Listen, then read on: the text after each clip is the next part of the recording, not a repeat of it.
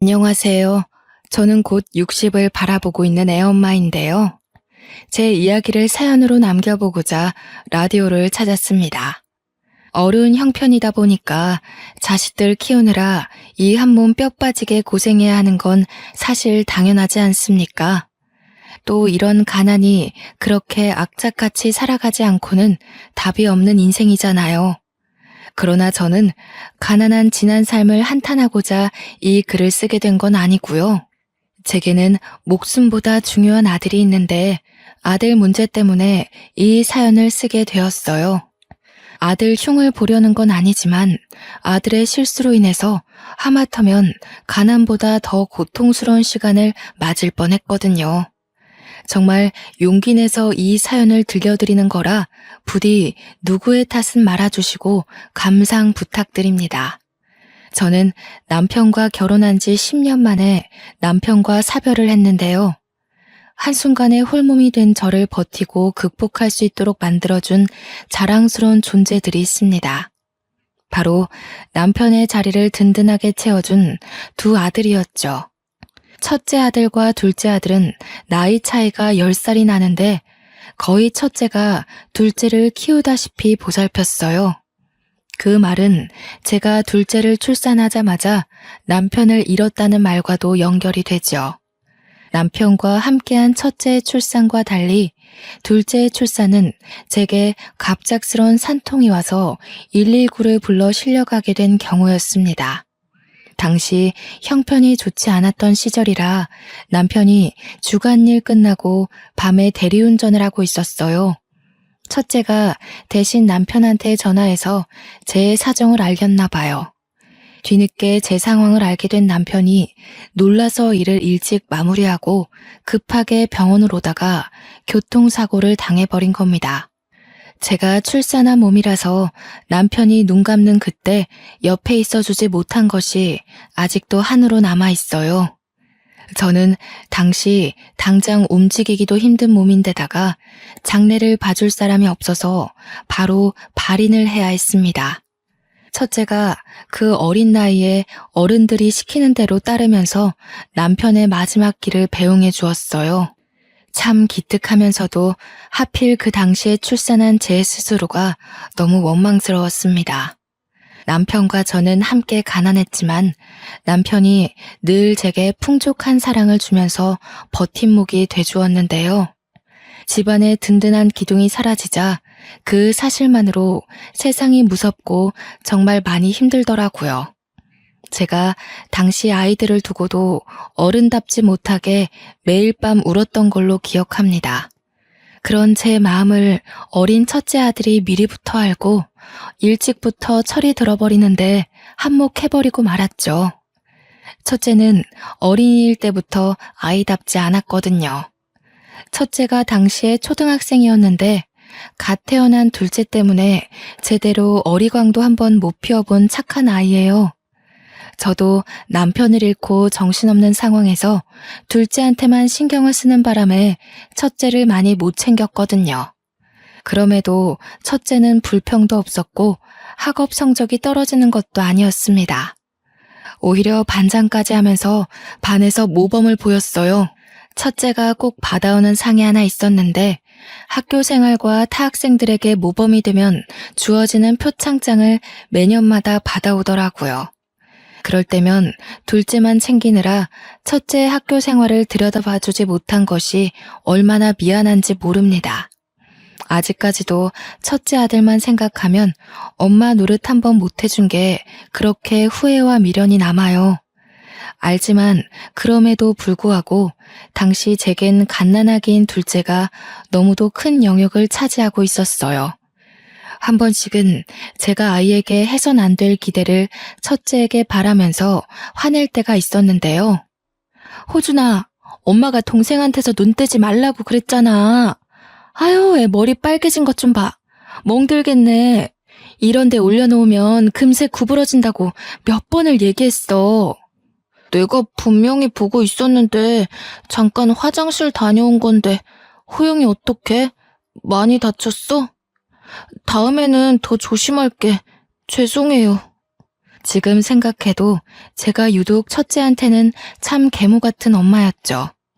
그 어린이가 저 때문에 친구들과 놀지도 못하고 갓난아기를 봐야 하는 그 심정을 제가 차마 이해해주지 못했으니까요. 아무것도 모르는 첫째가 갓난아기를 돌보는 건 정말 말도 안 되는 일이잖아요. 둘째에게도 잘못된 육아 방식이고 첫째에게도 참 못할 짓을 하고 말았습니다. 하지만 그 당시에는 왜 그렇게 자꾸 첫째가 어리다는 사실을 잊어버리고 계속 첫째에게 과한 의지를 했는지 모르겠습니다. 아무리 사정이 힘들고 혼자서 두 아이를 기르는 것이 버겁다고 해도 내 아이한테 그러면 안 되는 거였는데 저도 현재 많이 반성하고 있답니다. 첫째는 제 꾸짖음에 서운해서 엇나갈 법도 한데 동생을 더 잘 보려고만 했지 결단코 제게 반항하거나 윽박지른 적이 단 한 번도 없었어요. 제가 가끔씩 구했던 일이 아파트 청소였는데 첫째가 학교 안 가는 날이면 동생까지 업고서 같이 청소를 도와주곤 했습니다. 그게 아파트 단지에 소문이 났는지 지나가는 주민들이 전부 우리 첫째를 보면서 경악을 금치 못했고 일부러 저희를 들여다보러 오는 사람들도 있었습니다. 어머나, 조그마한 애가 아기를 업고 있네. 기특하긴 한데 너무 힘들겠다. 얘, 너 힘들지 않니? 엄마 혼자 청소해도 되니까 집에 가는 게 좋지 않겠어? 아니요, 하나도 안 힘든데요. 저는 어려서 힘 많아요. 엄마가 저보다 나이 많으니까 더 힘들겠죠. 세상에 어쩜 이렇게 모난 곳 없이 자랐을까? 이모가 아들을 너무 잘 키웠네. 어떻게 이렇게 잘 키우셨대요? 말년에 복 받겠어요. 첫째는 지나가는 아파트 주민들이 그 착한 심성을 고스란히 느낄 정도로 정말 잘난 아들이었습니다. 저는 항상 첫째의 나이를 잊고 지내다가 주민들에게 그런 말을 들을 때면 뒤늦게 죄책감을 느꼈죠. 어느 집에서 아이가 아기를 업고 계단 청소를 하게 만들겠어요? 그렇다 해도 둘째가 있는 이상 첫째보다는 둘째를 더 챙길 수밖에 없는 처지였어요. 둘째는 항상 첫째보다 10살이나 어린 약한 존재였으니까요. 저는 그곳에서 첫째를 고등학교 보낼 때까지 일을 했던 걸로 압니다. 고등학생이 된 첫째는 사춘기 시기에도 불평 한 번 안 하고 그때까지 제 일을 도왔어요. 오히려 첫째의 지극한 효심은 나이를 먹고서 더 커지더라고요. 초등학생이 된 둘째의 연락도 첫째가 꼬박 받으며 둘째가 학교를 하교하면 늘 데리러 가고 그랬습니다. 제가 둘째 걱정을 덜 수 있도록 첫째가 저보다 먼저 나서서 자기 동생을 잘 챙겼죠. 제가 남편을 잃어 무너져 내릴 뻔했던 마음을 붙들고 힘낼 수 있었던 건 솔직히 첫째의 덕이 다했다고 봅니다. 그러나 속 한 번 썩인 적 없던 첫째가 딱 한 번 큰일을 낸 적이 있었는데요. 그날은 첫째가 모의고사 문제로 선생님과 상담을 해야 해서 아파트 청소를 늦게 도와주러 온 날이었습니다. 그날 둘째도 초등학생이다 보니까 알아서 제가 일하는 곳에 왔고 둘째가 얌전히 기다리고 있으니 첫째에겐 바쁘니까 굳이 안 와도 된다고 말을 했거든요. 그런데도 첫째가 기어코 찾아왔더라고요.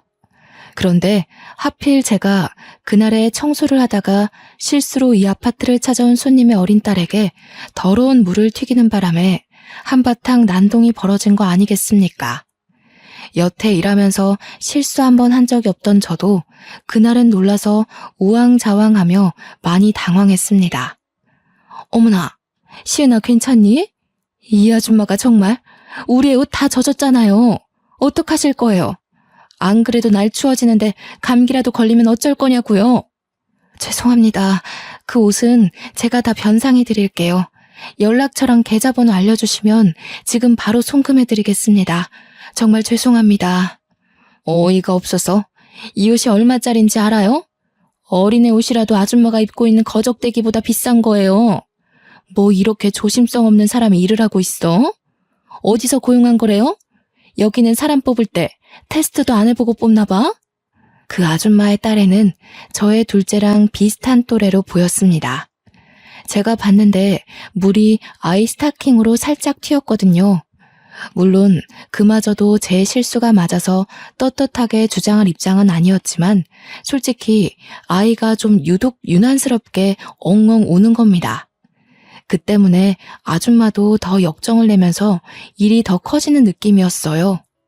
이 모든 걸 아이스크림 쪽쪽 빨면서 지켜보고 있던 둘째가 그 아이에게 다가가 먹던 아이스크림을 내밀더라고요. 그러자 그 딸애가 울음을 뚝 그치는 게 아니겠어요? 딸애가 우리 둘째가 주는 아이스크림을 받으려고 하는데 그 순간 아줌마가 그걸 탁 내치는 바람에 아이스크림이 바닥에 떨어졌습니다. 둘째가 좋은 마음으로 아이에게 사과를 표현했다는 걸 알아서 저는 당시 둘째가 받았을 상처가 조금 걱정되더군요. 이 꼬맹이가 더럽게 어디다 대고 그런 불량식품을 들이대? 애미나 새끼나 구질구질한 건 똑같아가지군. 더러우니까 저리 가. 얼른! 아니나 다를까 둘째가 아줌마 호통에 겁을 먹고 울먹거리기 시작했어요. 이젠 아줌마 딸이랑 제 아들이랑 둘이서 울어대는데 저는 얼른 둘째를 아줌마 곁에서 떨어뜨려 놓으며 뒤로 숨겼습니다. 잘못 없는 내 자식에게까지 불똥이 튀니 그것만큼은 도저히 봐줄 수가 없어서 한 소리 하려고 했습니다.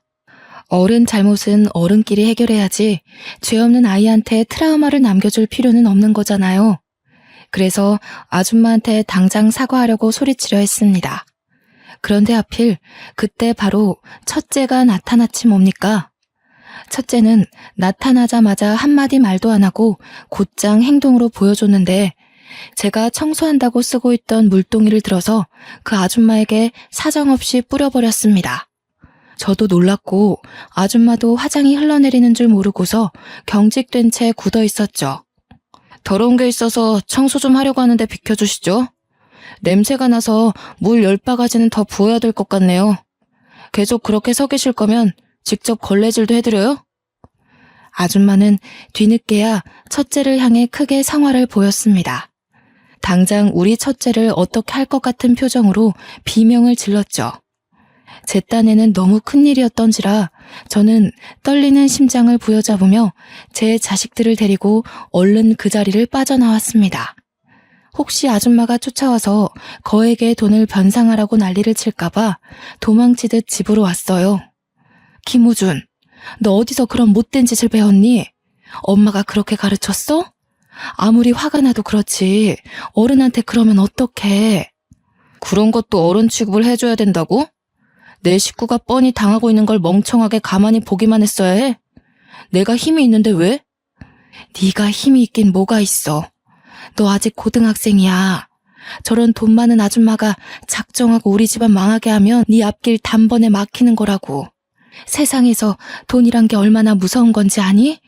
종이 쪼가리 그게 별것 아닌 것 같아도 그 고작 돈 때문에 우리가 이 모양 이 꼴로 사는 거야. 엄마야 돈 때문에 힘들어봤으니까 그런 소리 하는 거겠지. 나는 이렇게 살면서도 한 번도 돈 아쉽다는 생각 해본 적 없어. 나한텐 돈보다 가족이 먼저야. 굶어 죽더라도 나는 내 가족이 그런 취급받는 거 절대 못 내버려둬. 앞으로도 오늘 같은 일 있으면 주먹을 써서라도 나설 거야. 그날이 처음으로 첫째가 제게 반항을 했던 날이었습니다. 제게는 그날 첫째의 행실이 꽤나 충격과 반성으로 다가왔어요. 엄마 일이라면 항상 발벗고 나서는 착한 아들에게서 문득 벅찬 가족애를 느꼈고 둘째 때문에 신경 못 써주는 사이 훌륭하게 자라고 있었다는 걸 깨우쳤죠. 그렇게 화를 냈던 첫째의 마음도 결국은 식구를 위한 마음이었는데 저는 그걸 알면서도 그저 참아야 했다고 가르치는 어리석은 엄마였던 겁니다.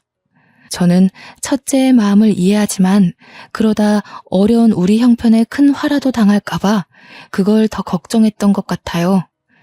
첫째한테 한 소리 들은 그날 이후 제 자신이 정말 창피하더군요.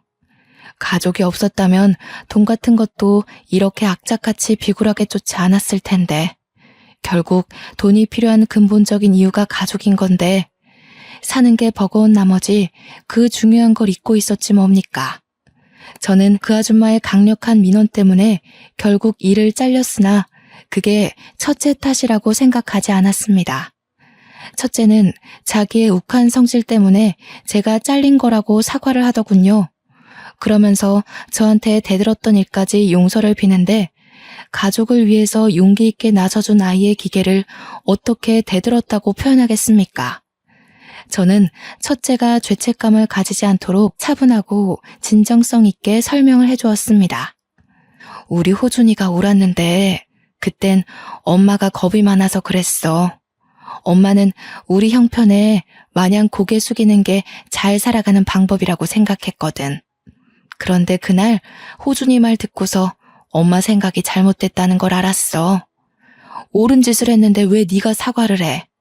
엄마가 몰라서 오히려 미안하다고 말해주고 싶었어. 첫째 아들은 제 앞에서 처음으로 눈물을 보였는데요. 사춘기라서 그런지 많이 감정적인 것 같기도 하더라고요. 그래도 우리 아들 눈물을 보니까 그동안 첫째가 고된 마음을 누구한테도 기대지 못해서 얼마나 힘들었을까 그런 생각이 들었어요. 너무 가슴이 미어지는 것 있죠? 그날 밤은 둘째가 아닌 첫째 등을 토닥토닥 두들겨주면서 그 다 큰 아이를 재워줬네요. 그 이후로 가끔씩 그 아파트를 지나가면 주민들이 저희를 알아보고 아쉬워하며 안부를 물어봐주곤 했습니다. 특히 첫째를 많이 궁금해하셨는데요. 첫째가 곧 대학 입학을 앞두고 있다니까 세월 참 빠르다면서 자기 아들 생각하듯 진심으로 자랑스럽게 봐주더라고요. 그러면서 감사하게도 첫째 수능 잘 보라고 이런저런 간식 선물도 많이 받았습니다. 하지만 첫째는 대학을 가지 않는 걸 택했어요. 바로 경시 공부를 하겠다고 하는데 저는 처음에 그런 첫째의 생각을 반대했죠. 그럼에도 첫째는 완강하더라고요. 아빠 생각도 엄마랑 같았을 거야. 내 자식들 남들 하는 만큼 똑같이 누리게는 못해줘도 시켜줄 수 있는 공부는 꼭 시키자고. 아빠랑 그렇게 약속했었어. 엄마가 대학 보내줄 수 있다는데 왜 안 가겠다는 거야? 돈 때문에 그래? 나는 불의를 일으키는 사람이 너무 싫어서 경찰이 되려는 건데 경찰대학 가는 게 아니라면 굳이 대학을 갈 필요 없어. 무용지물인 스펙을 뭐하러 돈 벌어가면서 다니겠어? 공채 시험으로도 충분해. 빨리 경찰이 돼서 한 살이라도 체력 좋을 나이에 승급할 거야. 어릴 때부터 그랬지만 첫째의 결정은 제가 어떻게 말릴 수가 없어요. 물론 내버려 두더라도 그게 염려되는 건 없었습니다. 첫째가 제 알아서 잘하는 것도 있고 꼭 한다면 하는 아이였거든요. 그렇게 바로 공채 시험 준비에 돌입한 첫째는 낙방 한 번 없이 합격해서 형사과에 지원하여 지금은 제법 기수가 찬 형사가 되었습니다. 이건 아들이 나중에 알려준 사실인데 사실 경찰대학을 갈 학점이 충분히 되었다고 해요.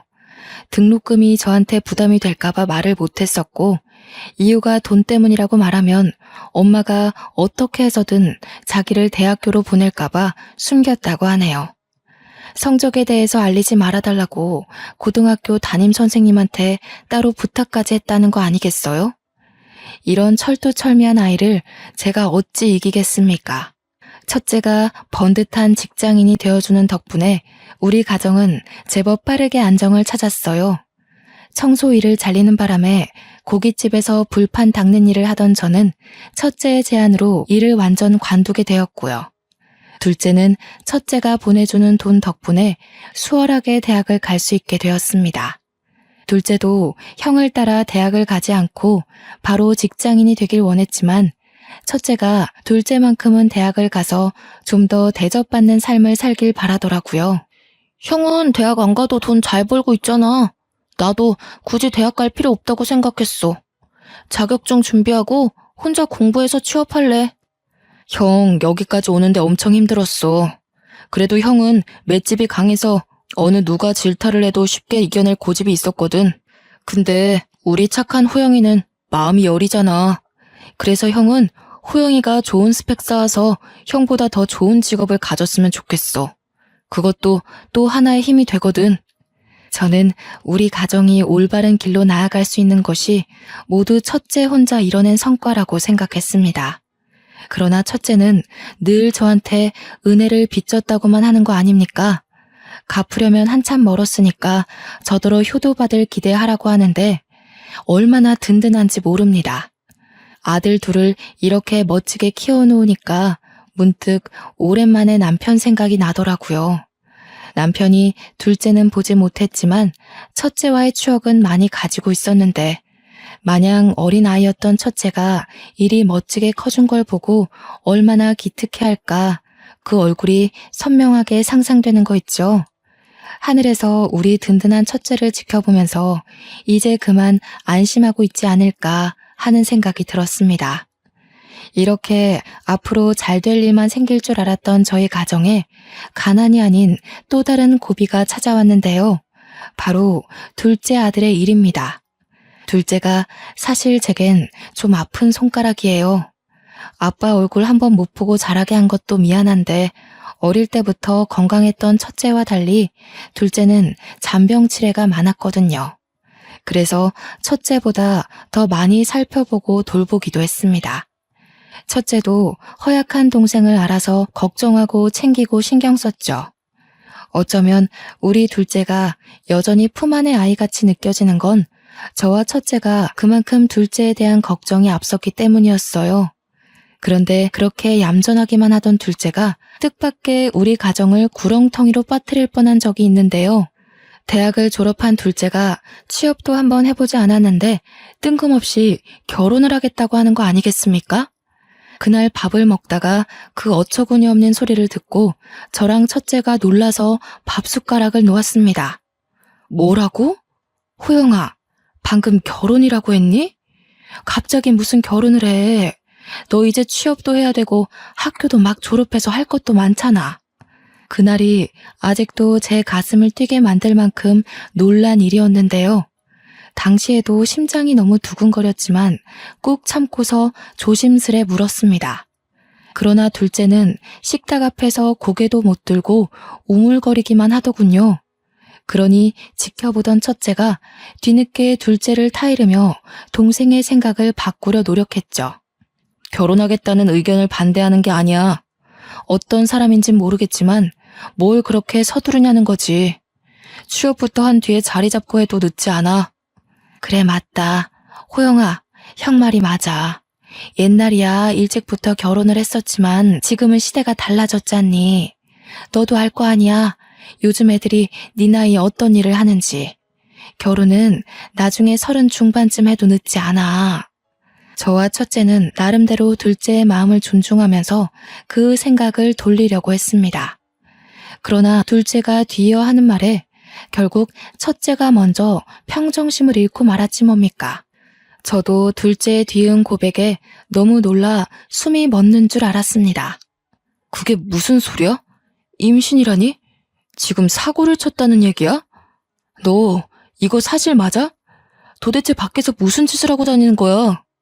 같은 과 여자애랑 사귀고 있었는데 술 먹고 실수를 해서 나도 모르고 있었는데 알고 보니 임신이라고 하더라고. 사진도 있어. 둘째가 휴대폰으로 보여주는 초음파 사진에 저는 심장이 내려앉았고 첫째는 더 큰 소리로 둘째를 나무랐습니다. 둘째는 잘못했다고 할 뿐이었어요. 이게 다 무슨 일이라니. 어머나, 여보, 우리 아들이 어떻게 이런 큰일을... 이 사실을 여자 쪽에도 알고 있을 거 아니니. 그쪽에선 얼마나 더 청천벽력이겠어. 아이고, 준아, 네 동생을 어쩌면 좋아. 이 일을 어떡하니? 저희끼리 날고 긴다고 상황이 달라지는 게 아니라는 거 압니다. 결국엔 정해진 길을 따라 걸을 수밖에 없다는 것도 알고 있었고요. 한참을 소갈이 하다가 저는 할 수 없이 둘째가 임신시켰다는 그 여자를 데려오라고 했습니다. 첫째가 나서서 반대를 했지만 저는 첫째까지 설득시켜서 일단 그 아가씨를 한번 만나보기라도 하자고 했어요. 그렇게 며칠 뒤 둘째가 데려온 앳된 아가씨를 만났는데요. 그 아가씨는 둘째보다 1살이 적었고 배가 살짝 불러있더라고요. 아무래도 임신을 하고 나서 곧바로 저희에게 밝힌 게 아닌 듯 했어요. 듣자 하니 아가씨는 이미 식구들에게 임신 사실을 알리고 제 아들과의 결혼을 허락받았다고 하네요. 저는 아가씨 쪽에서 그렇게 빠른 결정이 내려질 줄 몰랐던지라 솔직히 좀 당황했습니다. 여자 쪽에서 어떻게 내 딸한테 그런 짓을 했냐고 제 아들을 나무랄 줄 알았거든요. 생각보다 많이 시원한 여자 쪽 식구에 놀라 있는데 뒤이어 아가씨가 하는 말은 저를 더 당황하게 만들었습니다. 어머님께서 허락만 해주시면 저희 어머님 집에 바로 합가를 할까 해요. 결혼식 하기엔 돈이 없으니까 이 집 들어오게 되면 혼인신고 먼저 하려고요. 허락해 주실 거죠? 신혼 차릴 여건이 안 되니깐 분가보단 합가를 하는 게 좋겠죠. 그런데 둘이 경제적으로 준비된 것도 없으면서 뭘 어쩌겠다고 그런 실수를 저질렀어요? 어릴수록 더 조심했어야지. 쫓기듯 이 상황까지 오게 됐다지만 지금 이게 얼마나 큰일인지 알기나 하는 건가? 알아. 그래서 반성하고 있어. 그렇지만 지금은 이미 아이가 생겨버려서 형이 돈 잘 벌잖아. 형이 좀 빌려주면 내가 취업해서 꼭 갚을게. 둘째 말 그대로 우리는 첫째 덕분에 30평대 아파트로 이사를 오게 된 건데요. 서울 아파트 비싸잖아요. 온전히 첫째의 벌이로 전과 비교할 수 없을 만큼 편안한 팔자를 누리는 중이었어요. 그럼에도 첫째 등골이 크게 휘는 정도가 아니었다는 건 첫째가 확실히 경제적으로 지분이 크다는 말과 같습니다. 둘째랑 아가씨 둘이서 나름대로 방법을 생각했던 건지 둘째가 자기 형 눈치 보면서 말을 하는데 다소 기가 막혔던 건 옆에서 낯짝 뻔뻔하게 들고 있는 아가씨의 말 때문이었어요. 아주버님이라고 불러야 되겠죠? 그런 말 생전 해본 적이 없어서 어색하다.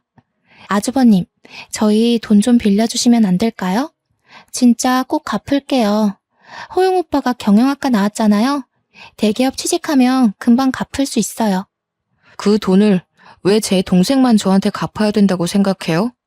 그쪽은 제 동생한테 빌붙기만 할 거라는 뜻이에요? 어머, 무슨 말씀을 그렇게... 당연히 저랑 호용 오빠 결혼하게 될 텐데 그럼 호용 오빠 돈이나 제 돈이나 같은 거죠. 원래 부부라는 게 그런 거잖아요. 쓸데없이 당찬 아가씨의 모습에 첫째뿐 아니라 저도 할 말 잃었습니다. 잠깐의 만남으로만 봐도 아가씨 성품이 얌전한 타입은 아니라는 게 느껴졌거든요. 어쩌다가 우리 조용한 둘째 아들이 이런 왈가닥 여자와 어울리게 되었는지 나중에는 현기증이 나더라니까요. 별 수 없이 이대로 결혼을 시켜야 하는 건가 골머리를 앓고 있었는데 며칠 뒤 뜻밖의 일이 생겼습니다. 둘째가 면접 보러 가서 없는 집에 그 아가씨가 혼자 찾아온 거 아니겠습니까? 첫째도 근무 시간이라서 그 시간에는 저만 집에 있었어요. 어머님, 저 오늘 여기서 저녁 먹으려고 왔어요. 호용 오빠랑 같이 오려고 연락했는데 호용 오빠가 먼저 가 있으라고 하더라고요. 들어가도 되죠? 곧 식구가 될 아가씨니까 집에 오는 건 문제되지 않았습니다. 그러나 이렇게 무작정 찾아오는 것이 한두 번이 아니라는 겁니다. 한 번 찾아오기 시작한 아가씨는 일주일에 4번 정도는 연달아 찾아왔어요. 어떨 때는 둘째 방에서 자고 가기도 했습니다. 배가 불러있는 여자를 함부로 내칠 수도 없고 결혼하기 전까지 거리를 두라고 떼어놓을 수도 없어서 참 난감하더라고요. 결국은 둘이 결혼을 시켜야 하는데 저도 하루 일찍 며느리로 집에 들여야 하나 고민이 더 늘어갔어요. 결혼을 시키는 쪽으로 마음이 기울던 어느 날 둘째와 아가씨 관계에 대해 다시 돌아보게 된 계기가 있었는데요. 역시나 첫째와 둘째가 없는 그 시간에 아가씨가 또 찾아와서 오후부터 둘째 방에서 뒹굴거리고 있었어요. 제가 잠깐 장보러 나가야 될 것 같아 그 아가씨한테 집을 봐줄 걸 부탁했습니다. 네, 어머님. 천천히 다녀오세요. 참, 오시는 길에 복숭아 하나만 사주시면 안 될까요? 호용 오빠 아이가 아무래도 딸인 것 같아요. 자꾸 복숭아가 먹고 싶은 것 보면. 어차피 장 보러 가는 거라서 복숭아 하나 사오는 건 어렵지 않았어요. 알겠다고 말한 뒤 문단속 잘하고서 나섰는데 깜빡하고 장바구니를 안 챙겨왔더라고요. 당시 둘째 문제로 정신머리가 없어서 뭘 자꾸 까먹게 되는 거 있죠. 그래서 다시 집으로 돌아갔는데 바로 그때 저는 놀라운 말을 듣고 말았습니다. 호영 오빠 말고 형 되는 사람을 잡아야 될 것 같아. 호영 오빠는 허우대만 멀쩡하지 능력이 없어서 못 써먹어. 이름이 호준이던가? 그 오빠 돈 많아 보이더라. 이 아파트도 그 오빠 돈이래. 참, 나 이번 주 산부인과 가야 되는데 같이 가줄 거지? 몰래 남의 얘기를 듣는 것도 간 떨리는 일인데 심지어 엄청난 걸 들은 듯해서 두렵기까지 했습니다. 그대로 급하게 집을 나온 저는 장 보러 가는 내내 아가씨의 말을 곱씹어 보았어요. 그런데 생각할수록 그 아가씨가 뭐 대단한 비밀을 감추고 있는 느낌이 드는 거 있죠. 혹시 아가씨 뱃속의 아이가 우리 둘째 애가 아닌 건 아닐까 싶은 생각이 들기 시작했어요. 그러나 단지 엿들은 내용만으로 뭘 어떻게 알아볼 방법이 없어서 떨리는 가슴만 안고서 시간을 흘려보냈습니다. 혼자 소가리만 하다가 이대로 제가 뭔가를 알아볼 기회라도 놓치게 될까봐 결국 첫째를 몰래 불러서 그동안 엿들었던 내용을 알렸는데 첫째가 듣자마자 바로 행동으로 실천하는 겁니다. 그 뒤로 첫째는 형사기질을 발휘하여 아가씨를 뒷조사하기 시작했습니다. 아가씨는 서울 변두리 쪽에 집이 있었고 이혼 가정의 외동딸이었는데 원래는 잘 살다가 아빠 주식 때문에 집안이 망해서 부모님이 이혼을 했고 당시 일하는 사람이 엄마 하나라고 했습니다. 엄마도 전문적인 일이 아닌 아르바이트식으로 어렵게 돈을 모으고 있는 듯 했어요. 첫째가 한 번은 그 아가씨 뒤를 밟은 적이 있었다는데 따라가 보니 아가씨가 자기 엄마 일하는 곳을 찾아갔다고 하더군요. 그러나 첫째가 당황한 건 다른 부분에서 있었는데요. 그곳에서 아가씨 엄마를 보고 놀랐다고 했습니다. 그래서 더는 지켜보지 못하고 그대로 사진 몇 장만 찍고 바로 돌아왔다네요. 그리곤 그날 오후 어김없이 아가씨가 집을 찾아왔을 때 첫째가 그 사진을 처음 보여줬는데 아가씨가 엄청 당황하는 거 아닙니까? 지금 사람 뒤 밟았어요? 형사라고 그렇게 막 함부로 사람 미행해도 되는 거예요? 사진은 왜 찍는데요? 이거 초상권 침해예요? 당장 지워요? 왜요? 들키면 안 되는 거라도 있나 보죠? 어쩜 모녀가 하는 짓이 그리 똑같습니까? 정말 치가 떨려서 말이 안 나오더군요. 엄마도 봐봐. 이 아줌마 알 거야. 첫째가 보여주는 사진을 봤는데 사진 속 아줌마를 어디서 본 것 같긴 하지만 잘 기억이 나질 않았어요. 제가 고개만 갸웃거렸더니 첫째가 설명해 주더라고요. 제가 아파트 청소할 때 처음으로 민원을 넣은 아줌마라고요. 그제서야 그 악질 아줌마 얼굴이 생각났고 동시에 그 옆에 초등학생으로 보이던 딸의 얼굴까지 떠올랐어요. 바로 앞에 서 있는 아가씨를 보는데 그 어린 딸의 얼굴과 비스무리하게 겹치는 것 같기도 한 겁니다. 설마 그 아줌마 딸이 이 아가씨인가 싶더라고요. 둘째도 당시에 초등학생이었지만 자기 딴에는 큰일이어서 그런지 그때의 상황을 기억하는 것 같았어요. 우리 집 정보 알고 고의로 접근한 건 아닌 것 같으니까 그걸로 캐묻진 않을게요. 그런데 그 뱃속아이 내 동생애 맞아요? 사진 속 이 남자애 아니고요. 뭐요? 무슨 소리 하는 거예요? 호영 오빠, 오빠 형 왜 이래? 오빠가 말 좀 해봐. 어머님이랑 아주버님이 나 모욕하잖아 지금. 둘째는 과거에 그 악질 아줌마의 딸이 자기 애인이라는 걸 알고부턴 아무 말도 못하고 있었습니다. 많이 놀라고 당황한 듯 보였어요. 그리고 사진 속에는 아줌마와 아가씨 말고 남자가 하나 더 있었는데 꽤 불량스러운 사람이었거든요. 아가씨와 다정하게 포옹도 하는 사진도 있었단 말이죠. 아마 그걸 보고 둘째가 충격에 더 충격을 받은 것 같았습니다. 몇 번을 말해요. 호영 오빠에 맞다고요. 이 사람 왜 이러는 거야 정말? 아주버님, 지금 나한테 실수하는 거예요. 아무리 제가 동생 와이프 될 사람이라고 해도 이렇게 하대하는 건 아니죠. 그렇게 자신만만하면 우리 동생이랑 유전자 검사 진행하죠. 호영이 아이라는 게 증명이 되면 우리도 마다할 이유 없어요. 그쪽한테 사과하고 식구로 받아들일게요. 진짜 막무가내시네?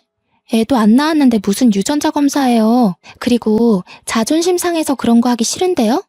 호영 오빠, 가만히 서 있지 말고 뭐라고 말 좀 해보라니까. 형 말이 맞아. 나도 이미 이걸 봐버린 이상 검사했으면 좋겠어. 시은아, 너 양수 검사해. 나도 정액 검사 받을게. 둘째까지 우리 식구 의견대로 나오자 아가씨가 크게 당황하며 싫다고 부정했는데요. 늘 아가씨 의견을 존중했던 둘째는 검사 안 할 거면 결혼도 안 할 거라고 쐐기를 박는 거 아니겠습니까? 결혼이 목적인지 아가씨는 어쩔 수 없이 꼬리를 내렸고 검사 날짜를 잡았습니다. 그리고 당일날 둘째는 검사를 했는데 둘째가 검사를 끝마치고 나올 때까지도 아가씨가 병원에 나타나지 않는 겁니다. 나중에 연락이 오길 그 이유가 병원 오는 길에 사고가 나서랍니다. 응급처치도 필요 없었을 만큼 경미한 사고였다고 하더라고요.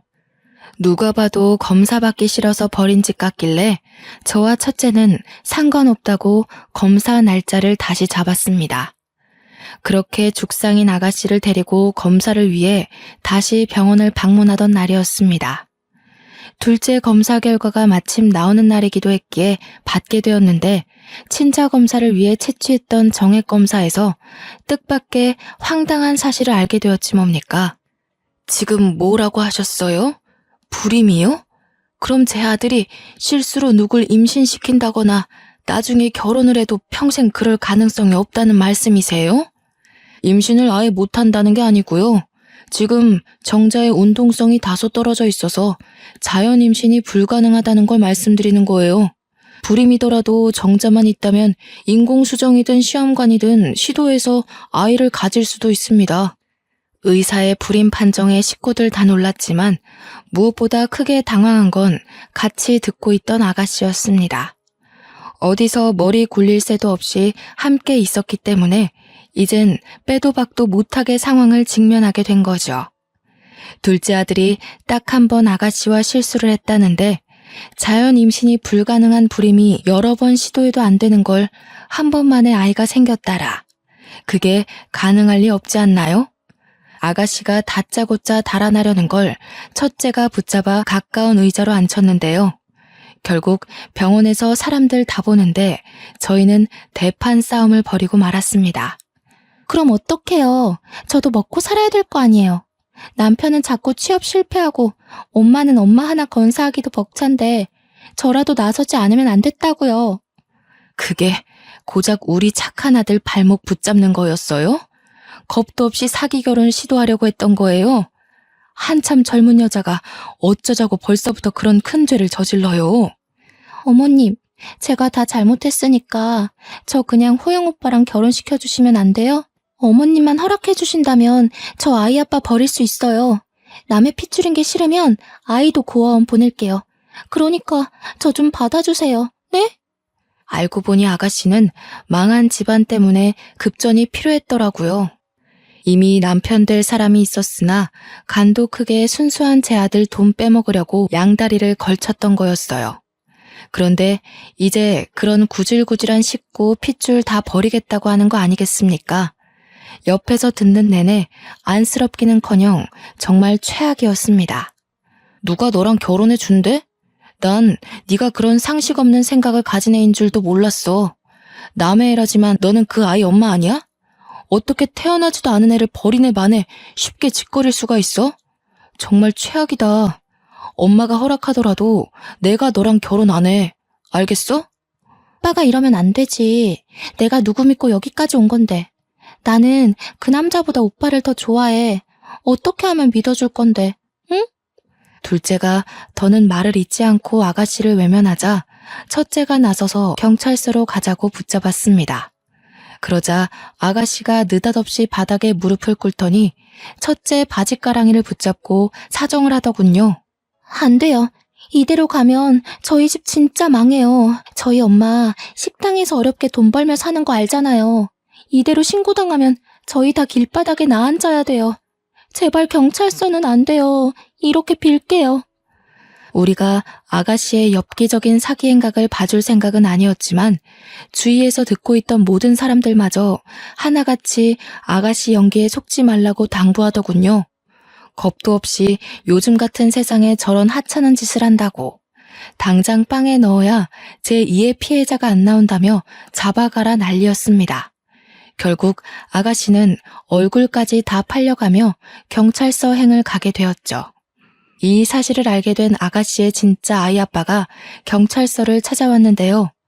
둘째와 저는 그 남자의 실체를 처음 본 거나 다름없었는데 상당히 우람하고 몸집이 컸습니다. 그런 남자가 다짜고짜 우리 둘째한테 상간남 소송할 거라고 난동을 부리는 거 아니겠어요?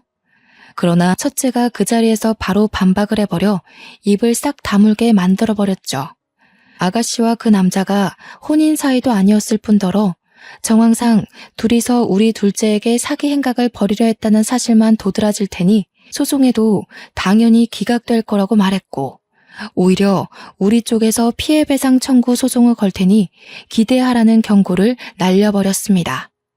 제가 법에 대해 잘 모르다 보니까 첫째의 말이 맞는지 아닌지도 모르겠더라고요. 그래서 우리 둘째도 아가씨랑 혼인 사이가 아닌데 피해배상 청구가 가능하냐고 슬쩍 물어봤더니 결혼을 전제로 만나온 관계라면 소송 제기가 가능하다고 하네요. 똑부러지는 첫째의 대처 덕분에 저희는 더 이상 협박받는 것 없이 문제를 해결할 수 있었습니다. 저희 첫째가 한다면 하는 애라고 말씀드렸지 않습니까? 첫째가 동료 직원에게 소개받은 변호사에게 의뢰를 했고 작은 금액이라도 꼭 고소를 하여 혼쭐을 내줄 심산으로 파고들었으니 그 아가씨 쪽에선 무슨 일이 있어도 이 소송을 피해갈 방법은 없을 겁니다. 그 후로 둘째가 평소보다 좀 더 위축된 채 취업 준비도 못하고 집에만 있었는데요. 자신의 어리석고 부족한 판단력 때문에 가족에게 피해를 준 것 같아 한동안 우울감에 빠져 있더라고요. 네 잘못이 아니래도 그렇게 작정하고 사기치는 사람들을 착한 네가 어떻게 알아봤겠어. 이번 일을 계기로 더 배웠다고 생각하면 돼. 다음부턴 조심하면 되지. 김호영, 너도 이제 언제든지 누구를 책임져야 할 가장이 될 수 있다는 거 이번에 톡톡히 알았으니까 더 단단해져야 돼. 세상엔 너보다 더한 사기를 당해서 재기하고 싶어도 못하고 사는 사람들 많아. 제발 한 번만 기회 달라고 기도만 하는 사람들도 많고. 그런 사람들과 다르게 너한텐 기회가 그냥 기다리고 있잖아.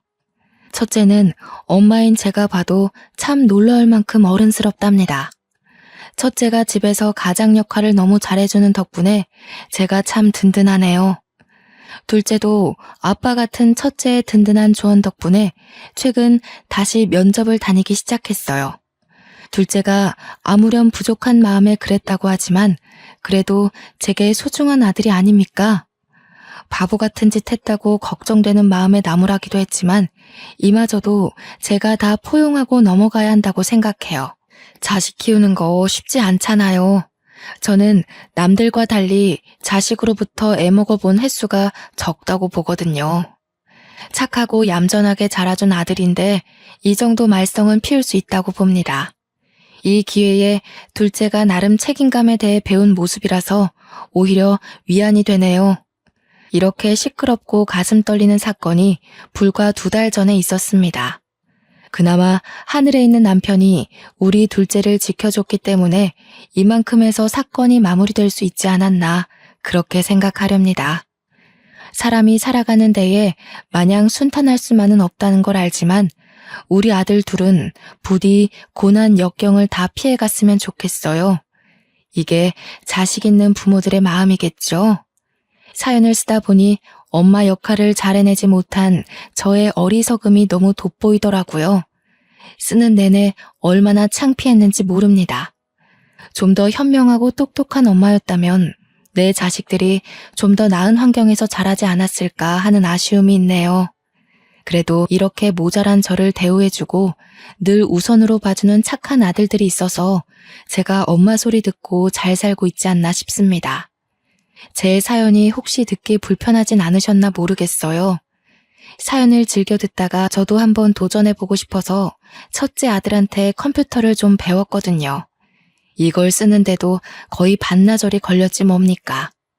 첫째가 도와준다고 하는데도 온전히 제 손으로 읽어내느라 한참 진땀을 뺐네요. 이제 이야기도 마쳤으니 그만 일어나서 허리 좀 펴야겠습니다. 서투른 제 사연 감상하신다고 고생 많으셨습니다. 모두 가시밭길을 피해가는 삶을 살길 바랄게요. 감사합니다.